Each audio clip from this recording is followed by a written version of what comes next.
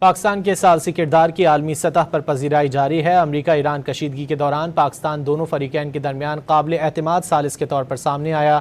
علاقائی قوتوں کے برعکس پاکستان نے خاموش، منظم اور مؤثر سفارتکاری کا راستہ اپنایا۔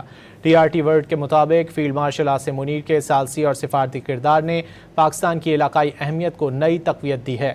فیلڈ مارشل سید عاصم منیر حقیقت پسند اور نتائج پر مبنی سفارتی انداز رکھنے والی شخصیت کے طور پر سامنے آئے۔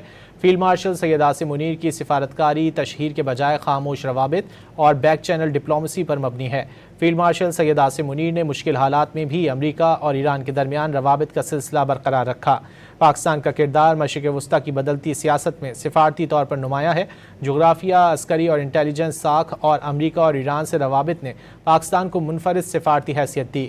پاکستان کی عسکری قیادت اقتصادی راہداری، علاقائی روابط اور سفارتکاری کے ضامن کے طور پر ابھری۔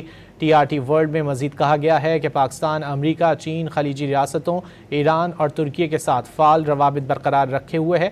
امریکہ اور ایران کے درمیان توازن برقرار رکھنے کی صلاحیت نے پاکستان کو نمایاں سفارتی قوت بخشی۔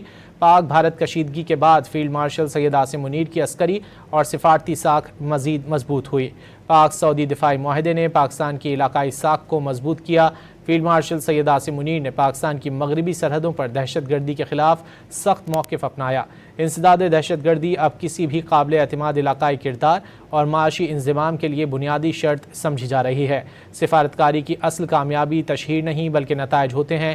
چونکہ پاکستان کو کسی سخت نظریاتی صف بندی یا مستقل اتحاد کا حصہ نہیں سمجھا جاتا، اس لیے وہ ایک قابل قبول ثالث کے طور پر ابھرا ہے۔ پاکستان کو اپنا اثر و رسوخ برقرار رکھنے کے لیے معاشی مسائل پر قابو پانا ہوگا۔